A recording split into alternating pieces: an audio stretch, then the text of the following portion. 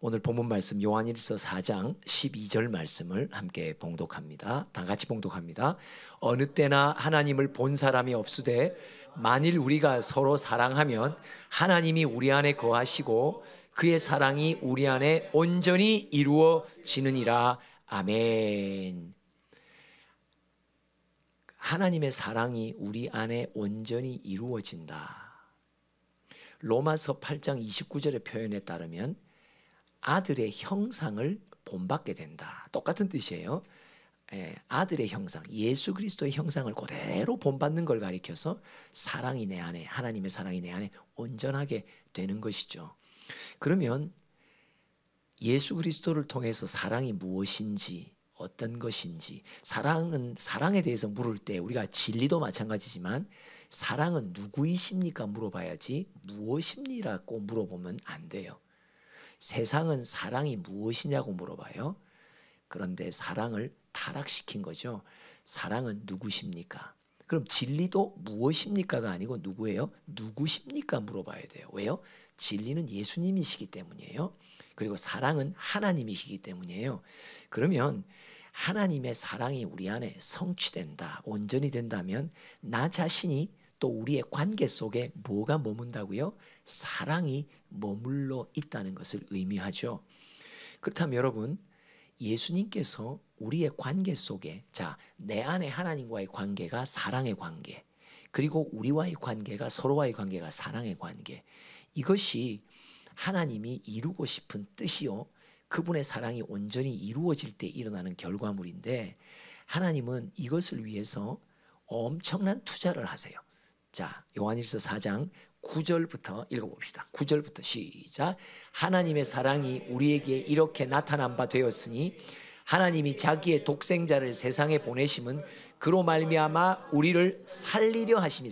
우리 각 사람을 살리려고, 사망의 권세 아래에 있는 우리를 생명으로 낳으시려고 누구를 보내세요? 자기의 독생자를 세상에 보내셨어요. 하나님의 투자는 어마어마해요. 뭐 하려고? 우리를 살리시려고. 그 다음 구절 봅시다. 시작. 사랑은 여기 있으니 우리가 하나님을 사랑한 것이 아니요 하나님이 우리를 사랑하사 우리 죄를 속하기 위하여 화목제물로 그 아들을 보내셨습니다. 화목제물로 그 아들을 보내신 하나님의 의도, 그만큼 자기 아들을 투자하는 것만큼의 하나님의 최고의 투자를 통해서 하나님이 하시는 일은 뭐예요? 우리의 죄를 속하기 위해서요. 그러면 우리의 죄에 묶여있는 내 영혼을 해방시켜 예수의 생명으로 살아나게 하려다 말이에요. 근데 여기에 가장 큰 걸림돌이 뭐예요? 자기 사랑이에요. 이게 죄가 어디로 틈타느냐니까 우리로 하여금 나 자신을 사랑하게 만들어요. 우리는요, 나를 끔찍히 사랑해요. 서로에게 인사합시다. 나만큼 사랑하는 사람 없습니다. 그죠? 끔찍히 사랑해요. 나 자신에 대해서 시간을 들이는 거 보세요. 엄청난 시간을 들여요. 건강을 위해서, 또 외모를 위해서, 나의 미래와 꿈의 성취를 위해서 만사가 보면 다 사실 자기 사랑이죠. 그런데 죄가 어떻게 틈타냐?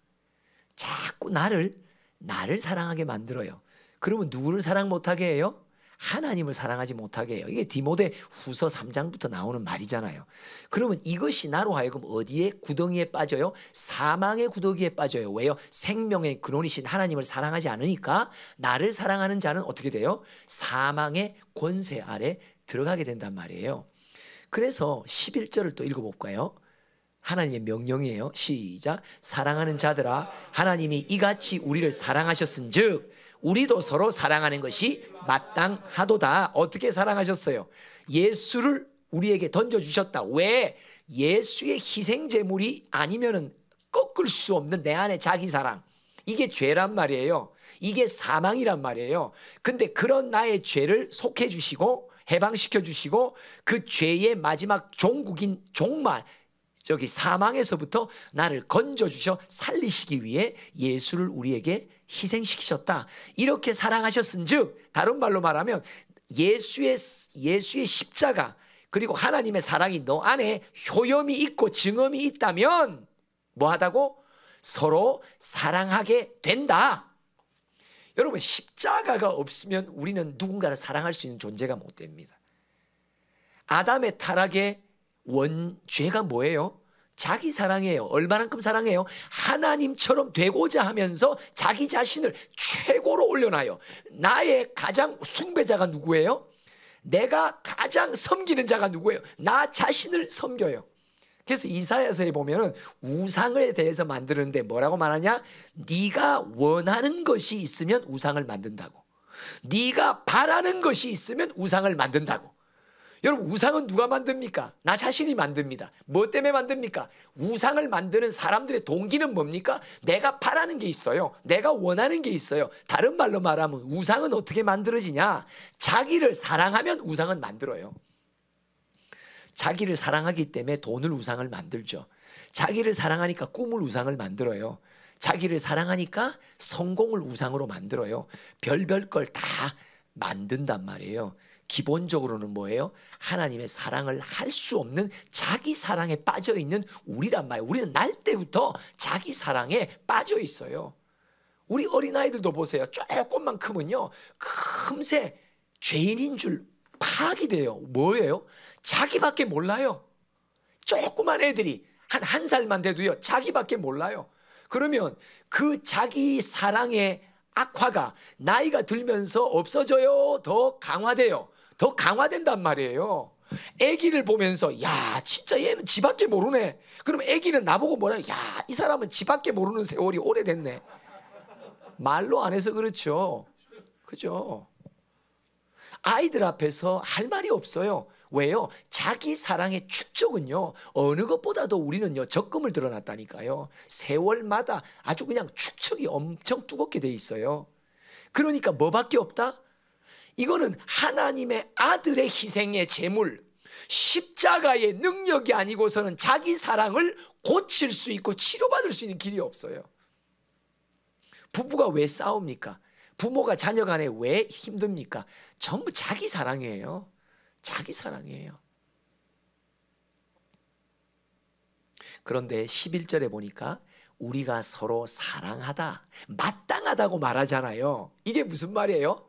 할 수 있다라는 말이거든요. 뭐만 임하면, 십자가의 치료만 너에게 임하면 할 수 있다. 그러나 십자가의 역사가 네 안에 임하지 않는다면 자기 사랑을 벗어나지 못하니까 누군가를 사랑할 수 없는 거예요. 그러니까 하나님이 어떻게 이걸 마땅하다고 말해요? 이 명령, 야, 형제들끼리 사랑해, 할 수 있어, 마땅해. 어떻게 이렇게 하나님은 자신감 있을까? 내 마음도 몰라주고. 나는 여전히 나만 사랑하고 싶은데 왜요? 아들의 희생의 제물이 능력 있는데 그걸 어떻게 나를 변화시킨다? 우리 모두를 자기 사랑에서 하나님 사랑으로, 하나님 사랑 속에서 형제를 사랑할 수 있는 사람으로 우리를 변화시키고 있는 능력이 바로 십자가 속에 있다고 말하는 거죠. 그래서 에베소서 2장 13절 읽어볼까요? 시작. 이제는 전에 멀리 있던 너희가 그리스도 예수 안에서 그리스도의 피로 가까워져. 누구랑? 우리랑. 너희는 우리랑 다른 족속이었다고. 너는 나와 다른 사람이었다고. 관계가 멀었다고. 떨어져 있었다고. 원수 같았다고. 우리는 서로 미워하는 대상이었고, 우리는 서로 상종하기를 원치 않았던 대상이었다고. 멀리 있던 너와 나와의 관계가 그리스도 예수 안에서 그리스도의 피로 가까워졌느니라.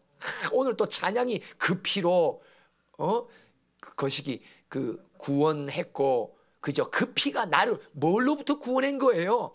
죄의 근원인 자기 사랑으로부터 구원한 거예요.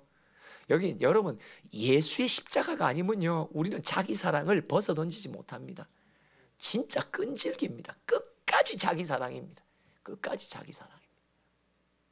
근데 그리스도의 피로 말미암아 가까워졌다라고 말합니다. 18절 한번 읽어볼까요? 시작. 이는 그로 말미암아 우리 둘이 한 성령 안에서 아버지께 나아감을 얻게 하려 하심이라. 여러분, 아버지의 보람이 뭐겠어요? 하나님 아버지는 아들 예수를 던져주셨어요. 그러면 독생자를 희생시키면서 최고의 투자를 한 아버지의 마음의 보람은 뭐예요? 우리가 서로 사랑하면 아버지가 보람 있는 거예요.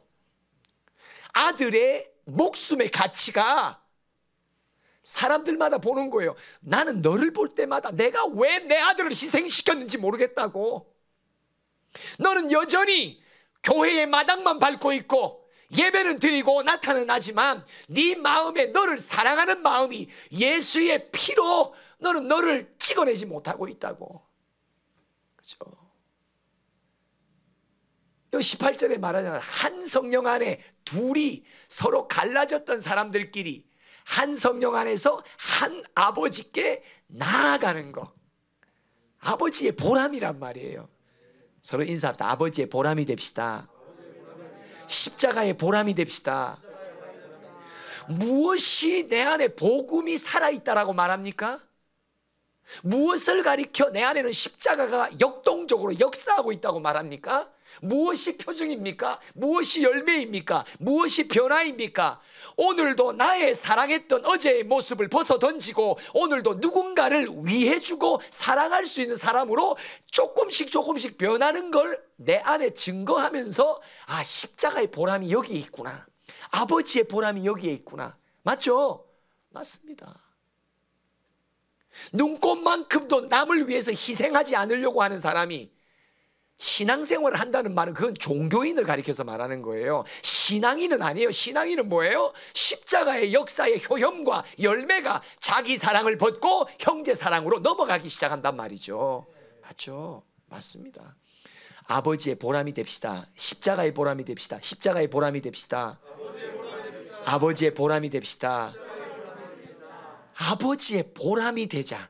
하나님이 오늘도 이 땅에 자기의 백성들을 보시며 누가 나의 보람이 될까? 누가 나의 보람이 될까? 부모님들이 평생 자녀를 위해 희생하고 수고하면서 아, 우리 자식들 가운데는 내 희생의 보람이 누구일까 찾듯이 아버지가 세상 어느 아비와 어미보다도 가장 큰 희생의 제물을 나 같은 죄인을 위해 바치신 하나님, 그 희생 제물 아니고서는 독생자의 십자가의 죽음이 아니고서는 벗어날 수 없는 자기 사랑의 구덩이에서 건질 수 있는 유일한 방법이 바로 예수이기 때문에, 바로 그 예수가 내 안에 살아있다면 그렇게도 이기적인 나의 모습이 그나마 조금씩 형제를 바라보고 돌보고 보살필 수 있는 마음으로 옮겨진단 말이죠. 그래서 요한일서 3장 16절로 18절은 구체적으로 어떻게 십자가의 피의 역사가 내 안에서 어떤 모습의 형제사랑으로 나타나는지, 나타나야 하는지를 보여주죠. 시작. 그가 우리를 위하여 알고 우리도 형제들을 위하여 목숨을 버리는 것이 마땅하니라. 누가 이 세상의 재물을 가지고 형제의 궁핍함을 보고도 도와줄 마음을 닫으면 하나님의 사랑이 어찌 그 속에 거하겠느냐. 자녀들아, 우리가 말과 혀로만 살아가지 말고 생함과 진실함으로. 그러니까 17절을 주님께서 기회로 주시는 거예요. 누가 이 세상의 재물을 가지고 형제의 궁핍함을 보고도 도와줄 마음을 닫아버리면, 그럼 보였단 말이죠. 궁핍한 형제의 사정을 내게 보여주신 성령님이란 말이에요. 근데 내가 그 성령의 감동을 내가 의도적으로 닫아버린단 말이에요. 왜요? 내 쓰려고요. 나를 쓰려고요. 나를 위해 쓰고 싶으니까요. 그러면서 말합니다. 만약 그렇다면 하나님의 사랑이 어찌 그 속에 거하겠느냐. 신기하죠? 하나님의 사랑은 형제 사랑으로 자꾸 흘려보내는 것만큼 그분의 사랑은 더 많이 채워집니다. 정말 놀랍습니다. 그리고 하나님의 사랑과 은혜를 내 안에서만 움켜쥐고 있는 사람은 그 사랑이 점점 소진되어 바닥납니다.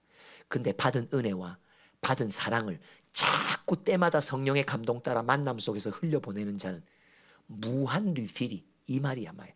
무한하게 하나님의 사랑이 계속 부어진단 말이에요. 그러면서 하나님의 사랑을 알게 된단 말이에요. 그래서 요한일서 5장 2절이 그 말이잖아요. 읽어봅시다. 시작. 우리가 하나님을 사랑하고 그의 계명들을 지킬 때에 이로써 우리가 하나님의 자녀 사랑하는 줄을 아느니라. 이게 무슨 말이냐면 이거예요. 네가 형제를 사랑하라 라는 그 계명을 지킨단 말이에요. 그럼 지키면서 뭘 하느냐 하니까 와, 진짜 하나님 사랑이 크시구나라는 그분의 사랑의 크기를 알아가는 문이 열린단 말이에요. 언제? 형제를 사랑하면서 문이 열린단 말이에요. 우리 지난번에 주일 아침이었죠. 사랑은 얼마나 받느냐에 대한 문제가 아니라 얼마나 깨닫느냐에 대한 문제라고요.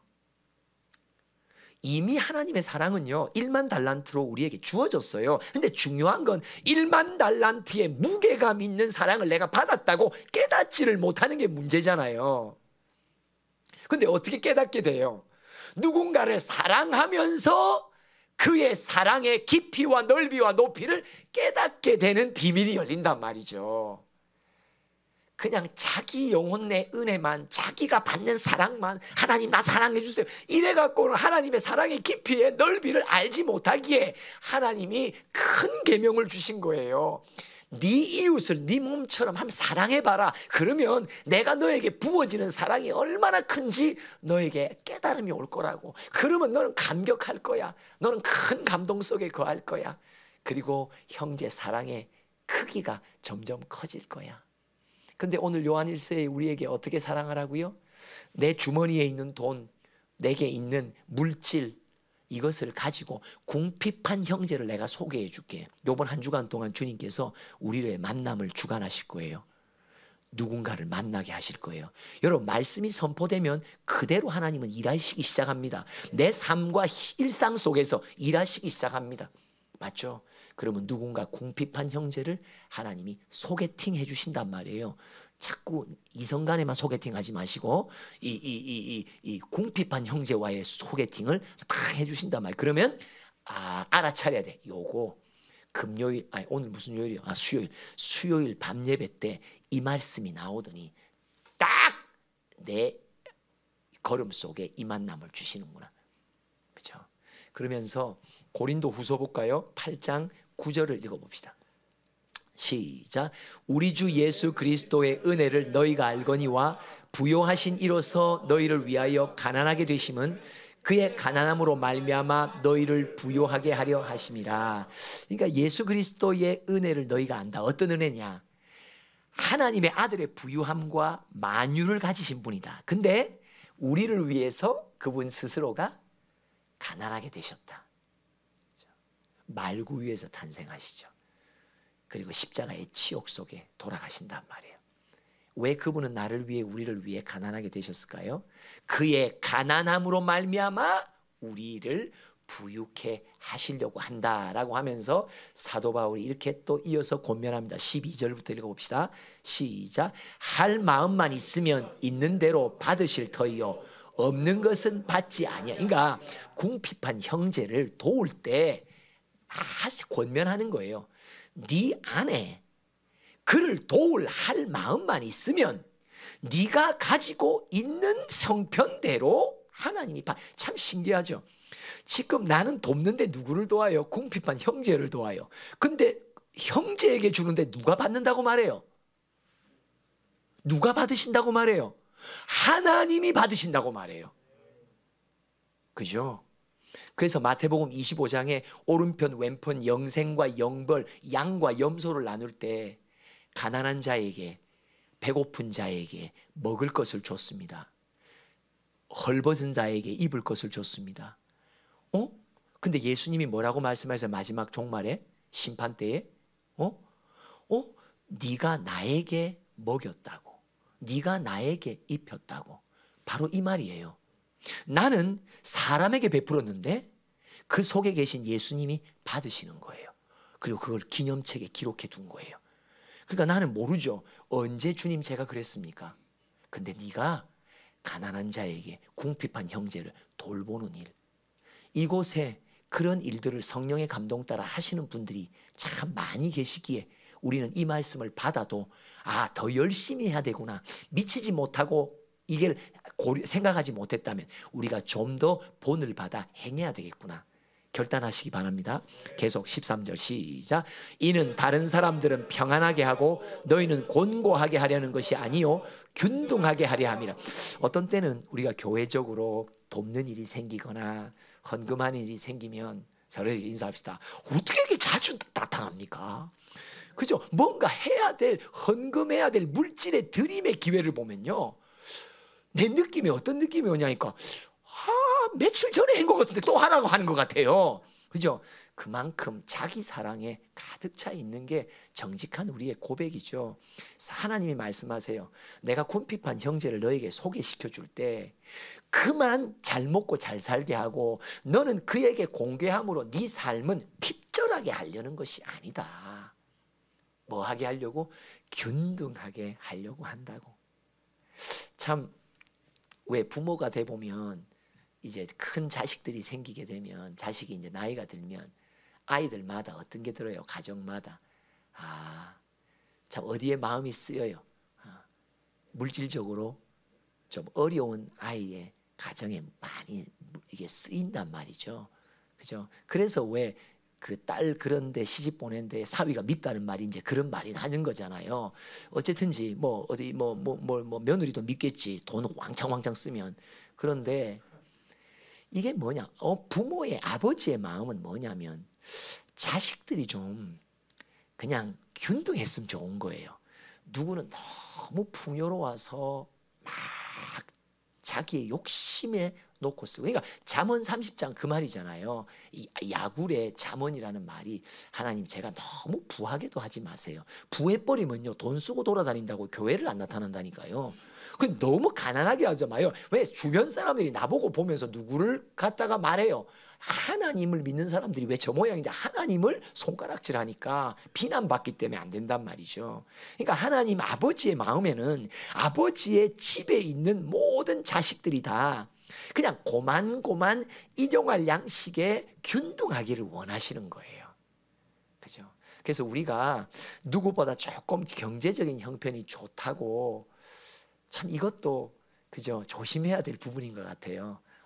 나 뭐 생겼어, 뭐 생겼어. 이게 어떤 또 가정이 듣기에는 참 좀 거시기 하죠. 그러니까 이제 이런 균등함. 그러니까 아버지의 마음이 어떨까? 계속해서 시작. 이제 너희의 넉넉한 것으로 그들의 부족한 것을 보충함은 후에 그들의 넉넉한 것으로 너희의 부족한 것을 보충하여 균등하게 하려 함이라. 여러분, 살다 보면 형편이 오락가락해요. 맞죠? 옆 가정이 더 나을 때도 있는데 어떤 데는 우리 가정이 더 나을 때가 있다니까요. 그 서로에게 10년 후에 두고 봅시다. 어떻게 되나?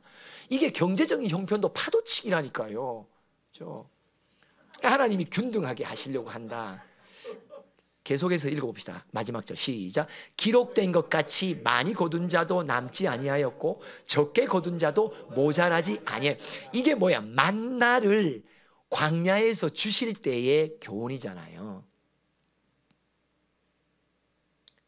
많이 거둔 자도 남지 않게 하시고 적게 거둔 자도 모자라지 않게 하시고.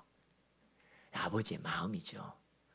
그래서 믿음의 형제들의 형편을 살펴보라고 말씀하세요. 이게 바로 십자가의 보람이에요. 아들을 희생제물로 내어주신 하나님, 그 하나님이 자기 사랑에 올무에 빠져있는 나를 건져내요. 하나님을 사랑하며 그 사랑으로 누군가 궁핍한 형제, 믿음의 형제의 가정들을 돌볼 수 있게 만들어주시며, 그 모습을 보고 하나님은 뭐라고 말하냐? 참 내가 보람이 있구나. 나는 너를 보면 참 보람이 있구나.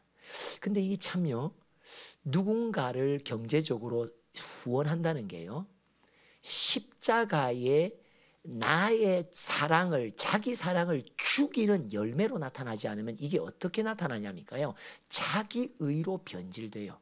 참 중요해요. 그렇기 때문에 똑같은 형제를 공개하는 행위는 똑같은데 겉모습은 어떤 마음으로 하느냐의 중요성이에요. 그렇죠? 나중에 내가 누군가를 도운 것 때문에 내 스스로 선하다고 여긴다면 그는 십자가의 역사가 아니에요. 그래서 마태복음 25장의 공통적인 자백이 뭐예요? 언제 제가 그렇게 했냐고. 자기 의로 하는 사람들의 특징이 뭐예요? 자기가 선한 일을 한 것을 목록을 기억하고 있어요. 근데 십자가의 피의 역사로 자기의 사랑을 벗어버리고 형제 사랑으로 돌았으며 감동 따라 한 성령 안에서 아버지께 나아가는 것을 소원으로 두기 시작하면 이게 자기 의를 벗어날 수 있단 말이죠. 아버지의 보람이 됩시다. 그리고 십자가의 보람이 됩시다. 이제 연말입니다. 추운 겨울입니다. 혹여나 우리 믿음의 가정 속에 누군가는 따뜻하게 주무실까? 어떻게 그들은 생활할까? 여러분, 한번 하나님의 소개팅을 이번 한 주간 동안 한번 받아보시기 바랍니다. 기도합시다. 하나님 감사합니다. 신앙생활도 나만 알며 은혜도 나만 알고 사랑도 내가 하나님 사랑 받는 것만 집중했던 모습들, 이제 주님의 때가 되어 우리의 눈을 열고 네가 누군가를 사랑해주며 기도해주며 누군가의 필요를 네가 채워주는 형제 사랑으로 이제 우리의 다음 단계로 옮기시고 계신 하나님, 이것을 통해 아버지의 보람이 되기를 원합니다. 아버지가 나와 우리를 보시고 참 내가 내 아들을 목숨을 바친 보람이 너희들을 볼 때마다 항상 기쁨으로 있다고 그렇게 여겨줄 만한 주의 종들 되도록 우리를 축복하여 주시옵소서. 예수님의 이름으로 기도합니다.